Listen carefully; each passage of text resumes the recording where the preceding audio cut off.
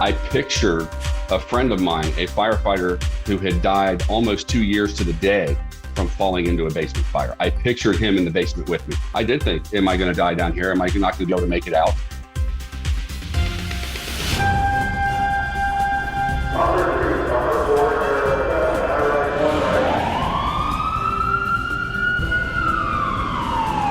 From Los Angeles, this is Code 3, the Firefighters Podcast, hosted by award-winning journalist Scott Orr. Now, here's Scott.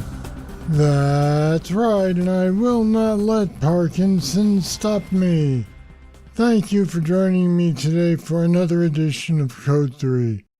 This is the show that gives you all the information on a firefighting topic you need in about 20 minutes. Let's get started. March 21, 2003.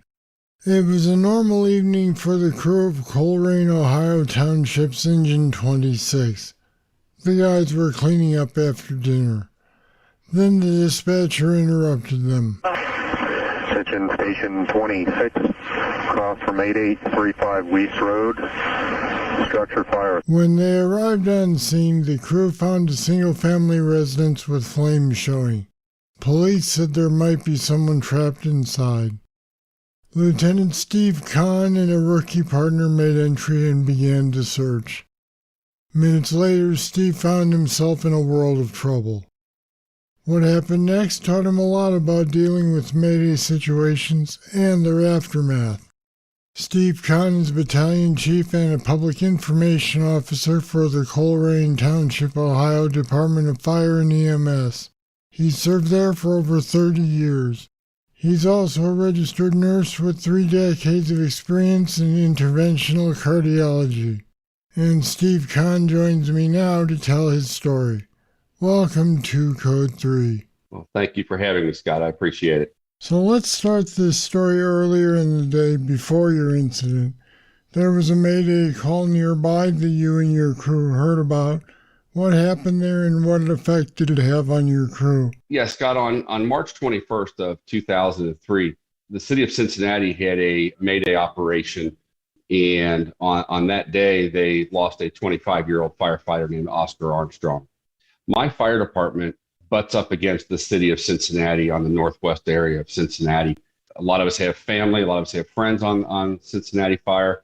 So we were listening to the run, and we listened to the emotions, the raw emotions, the operational commands and everything that were going on the scene on Laidlaw Avenue. I have to tell you, when you hear that kind of stuff, not knowing who's involved, but knowing that you know people on that department, you know, it's very gut-wrenching, very heart-wrenching when you sit there and listen to these kinds of radio transmissions going on.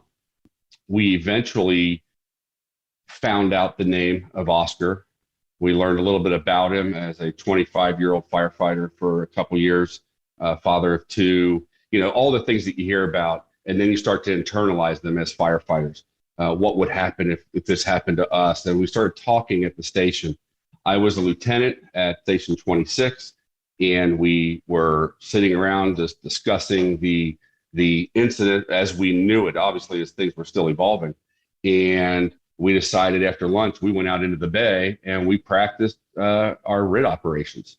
We called them RAT drills, rapid assistance teams, but we practiced our RIT. We called Maydays on the radios. We practiced our drags and carries, our firefighter safety and survival, things that we had learned through training with Cincinnati, just to bolster our background, you know, that muscle memory type stuff, not realizing how quickly that these skills would come back to be used for all of us. Well, yeah, because hours later, your station was dispatched to a first alarm structure fire. What did you find when you arrived?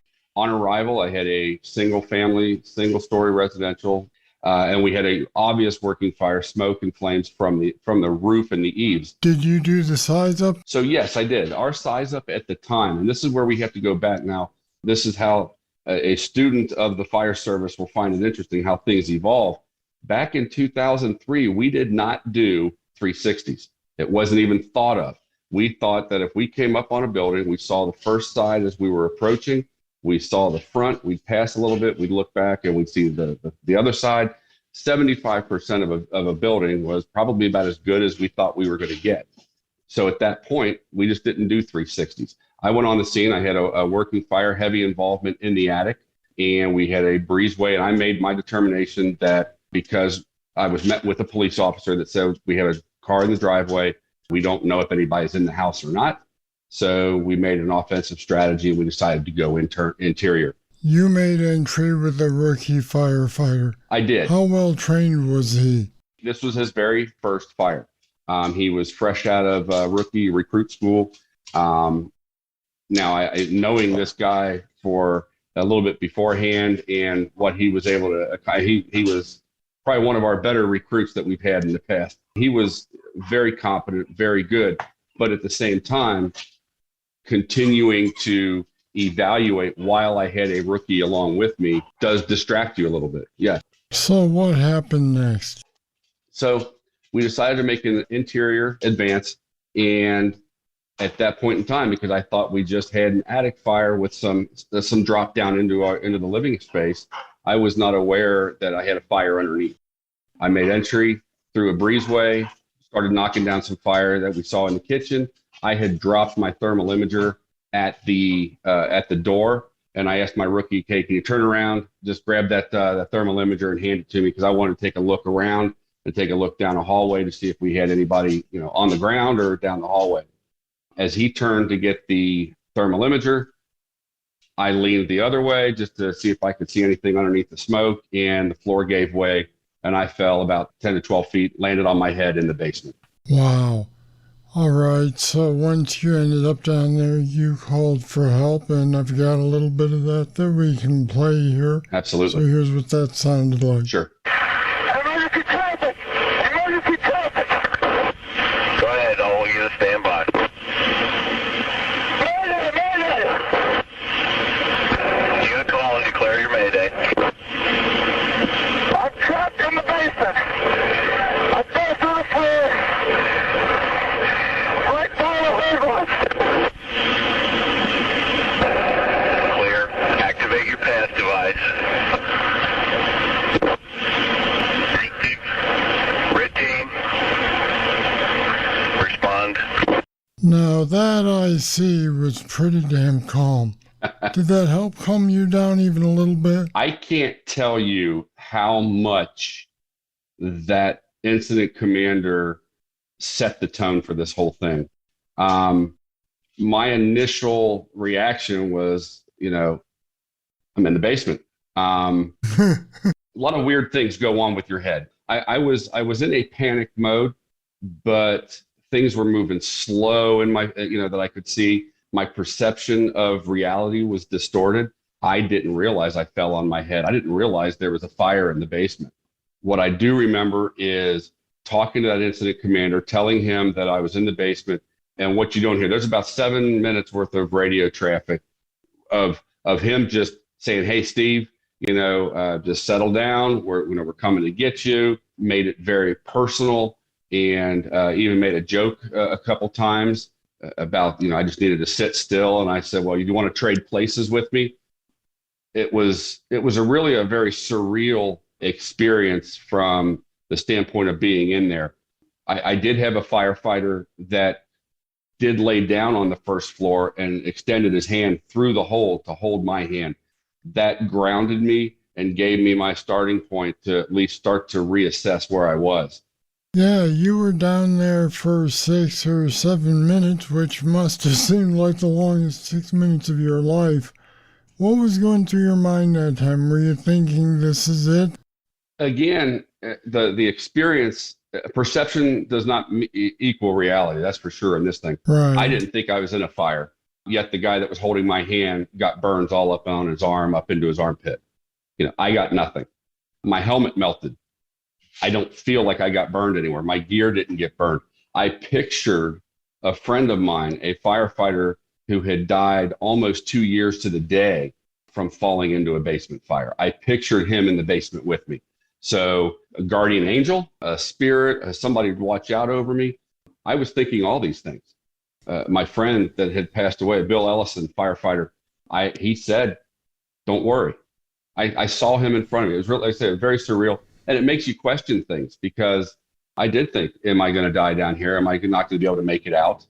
I know my respiratory rate was just going so fast that I picture my bottle was probably going in and out that fast also, until I was able to reach over and I found my escape route, which ended up being the stairs upstairs to get upstairs. You essentially self-extricated. How did you do it? As I located the stairs, I had to pull my hand away from the firefighter holding my hand because he did not want to let go. He told me, if I let go of you, that might be it. Were you able to communicate with him? I mean, could he hear you speak? I think he could, because originally when I reached up and he grabbed my hand, I said, don't pull me up. And the reason being is because through after action reports, we had heard that firefighter Bill Ellison, when they went to pull him up, they pulled his gloves off. And that's all I could think of was them pulling my gloves off. So I said, don't pull me up. I found the steps. And as I turned the corner to get up the steps, I heard something hit the ground behind me. But at that point, I am in full panic. I'm just moving. I get up the steps and the door was closed at the top of the steps.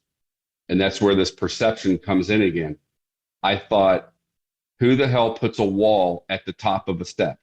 So you thought the door was a wall? I thought the door was a wall. And wow. I just started beating on it. I finally beat the door off the hinges. Again, it's just really, it's surreal when you go back and think about these things step by step. I'm able to get through that door, take it off its hinges. I get outside. Then I find out that the thing that hit the floor behind me as I was going up the steps was another member of the RIT team coming in for me, that he fell in through another hole. Oh. At the end of my Mayday, I yell to the incident commander, Dave. I say, hey, Dave, I'm out front. And his next line is, okay, we've got one Mayday cleared. We still have another Mayday going. And I had no idea about that other Mayday. So he got down there by falling through the floor also. Yes. How did he escape? Since he was part of an organized RIT team, they already had the equipment there, the ladder. They were able to lower down to him so he could get up. Well, that was fortunate. Yeah, absolutely. So after it's all over, what did you and your department learn from this close call you had? Well, this is where things can sound kind of resentful or critical, but I don't want this to come across like this. Again, we're talking 18 years ago. We were a different fire service 18 years ago. The mentality or the culture, the thought processes that we enjoy now weren't part of the conversation back in 2003. My department really didn't do anything about it. We did not really do an after action report or an after action follow-up. There were some of the statements that were made similar to the, just walk it off, quit talking about it. It wasn't that big of a deal. You're making a mountain out of molehills type of thing. Oh, the old suck it up attitude. Oh, yeah, suck it up, buttercup. Exactly. And again, that's the way it was. I mean, we're talking about 18 years ago now, that this kind of mentality it was still there. And at the time, I just went along with it. I fell 10 to 12 feet, landed on my head. And the most medical examination I had was, are you okay? And when I said, yeah. They said, all right, he's fine. Yeah, I didn't go to the hospital. I didn't do any, x-rays or anything like that because I just shook it off. I walked it off. I continued to help out on the scene that night. I went back on the truck that night and continued to make runs. That was at 9 o'clock. We were probably finished with that fire, probably around 11:30. And I made a non-breather and a car fire later on that night. Did you actually have any injury to your neck or anything else that you found later? Well, at the time, I didn't think so. 18 years later, now I'm dealing with 3 extruded discs in my neck. And the surgeon asked me one day, he said, have you ever had any neck trauma? You said, oh, just a little one. Just a little. That's why it's important when we do when these types of things happen, we need to protect our personnel for down the road. We all know when you get into a wreck or something like that, the adrenaline's flowing and you don't feel anything right then. You always feel it a couple of days later. In situations like this, it's really important to get a good medical exam to to rule out any injuries that, or to find injuries that could cause problems down the road. It almost goes without saying that you likely had some sort of PTSD as a result, but I'm going to ask, did you? Well, that's the aftermath. I didn't think so. I thought things were fine. I thought things went right back to normal, to where I was functioning.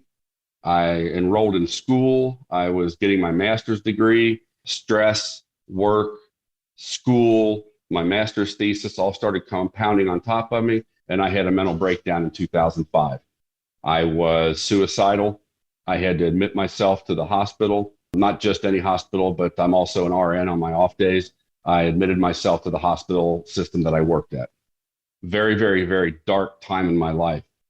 I was able to get through that, obviously, with some intense cognitive behavioral therapies, medications, to get back out on the truck. And I functioning fine, but there was always something in the back of my mind, because in 2005, when this happened, we did not talk about the actual PTSD in terms of firefighting. We talked about PTSD was always something that was reserved for those heroes that suffered during war and brought those memories back from wartime experiences. That link, for some reason, was never made. Hey, you know what? Firefighters, police, dispatchers, nurses, doctors, we could all have this to varying degrees. Because that link wasn't made, I think the attitude was, oh, I couldn't have that. I'm not a hero. It was an accident. That's perfectly sums it up. How could I have that? And it wasn't until 2008, in April of 2008, my fire department, Colerain Fire Department, lost 2 firefighters, Captain Robin Brocksterman and firefighter Brian Shira, in a single-family residential basement fire. The aftermath of that started leading me down that rabbit hole again, and that's when my wife stepped in and she goes, you know what, we learned from the last time. We're going to find out what the heck's going on with you right now. And we started diving into it. 2008, 2009, we start hearing this thing that, hey, you know what? Firefighters could have PTSD. This could be a real thing. And I was diagnosed with PTSD, and that was the aha moment. It finally said, hey, you know what? What happened 4 or 5 years ago makes sense. The incident that I experienced in 2003, the immediate actions of people in my department, lack of recognition, or whatever you want to call it, that set me up for this fall, minimizing the entire incident, which sort of makes me feel like I'm devalued. We're learning more and more as I keep talking about this. There's a thing called moral injuries. If you listen to Michelle Fayed from Miami-Dade Fire talk about moral injuries, prototypical moral injury, I was brought up to believe, by God, that the Brotherhood's going to take care of me through everything. I go through into a fire, I almost die, and I'm told to shut up about it. So where was that Brotherhood? That's that moral injury. There was that disconnect. It didn't meet up with what I expected. Are you saying you were told to let it go and shut up about it when you said, hey, I'm starting to feel something? Or is it just how you were treated from the beginning? It's no big deal. Oh, absolutely not. When my incident happened in 2003, that was the attitude. That was what was imparted on me. Once I realized, after my hospitalization and subsequent realization in 2008, 2009, we're evolving mental health wise in the fire service. It's, we got to talk about these things. My administration was top notch. They facilitated, they helped, they encouraged any kind of further exploration into what my personal issue was, all the way up to right now, having a peer support team that is very active in the community and in the region for our police and fire because of what we've learned over these past years through negative experiences. So things did not go well for you afterwards. Did anything go right the day that happened? Well, obviously I wouldn't be here today doing what I'm doing if I hadn't found something positive throughout the entire experience. I almost die. I become suicidal. Through this whole process, I like to think I'm helping to open these doors for others that might be struggling. So whereas I can't really think of anything operationally that went really, really great that night, or, taking care of me per se, it had to happen that way to get to where I am today. That was almost 20 years ago. Mm-hmm. You were Lieutenant Conn back then, now you're battalion chief. Yes. How often do you find yourself thinking back to that day on a daily basis? Kind of a twisted question, because I do lecture on this exact incident. I go around, I've been fortunate to be able to share this story at conferences and seminars, just to say, hey, it can happen to anybody. And this is how I was able to get through it. So through that, I think about the path and the journey that I've been through. I think about that quite often. The actual incident itself, I don't think as much about it from the standpoint, but I will tell you that it's on a street that I used for a cut through a lot of times to go from one station to another. I pass by it every single time I think about it. And, I'm thankful for the incident commander. I'm thankful for his behavior, his calm demeanor. I'm thankful for the firefighter that reached down to help me. There's a lot to be thankful for in this case to get to where I am today. When you talk to people in lectures about it, how do they react? I mean, after you've done this for a while, you get to where you can watch their reactions while you speak. What do you see? I start off by telling people that my story is not, my incident is not unique from the standpoint of I'm not the first person that's ever fallen through a floor or had a Mayday or had a wall collapse on them or their air ran out. All these types of incidents, whenever we call a Mayday, obviously the most dire situation on a fire ground for firefighters. I'm not the first ever to experience that.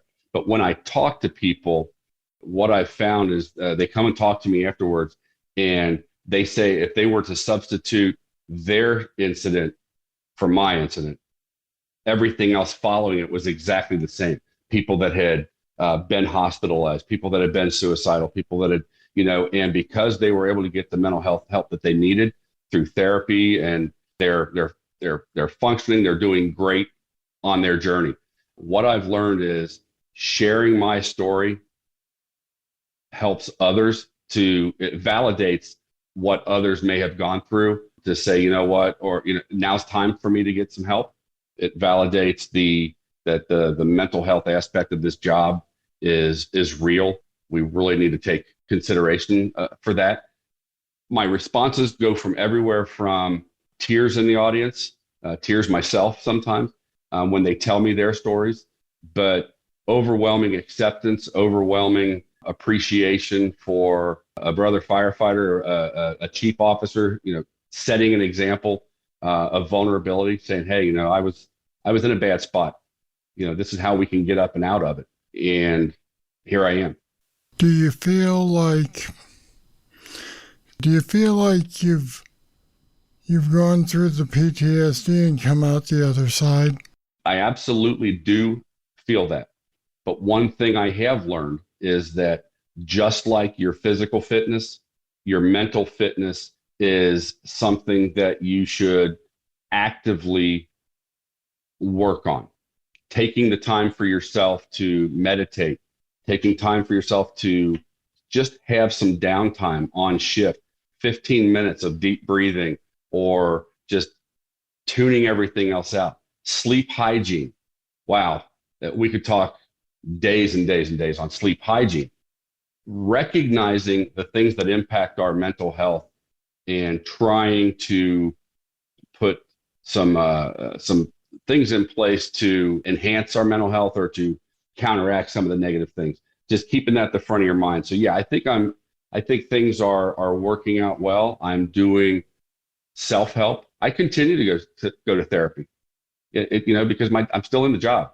I'm still witnessing, and I'm still living vicariously through some of my people, through some of the runs that they've made. So yeah, I still go to therapy. I think it's something that it helps to clean the shelves off a little bit, and keep things functioning. It's quite a story. We're all glad that you lived to tell it and to teach other firefighters what they need to know about it. It's an amazing story of survival. Well, thank you, Scott. I really appreciate this opportunity.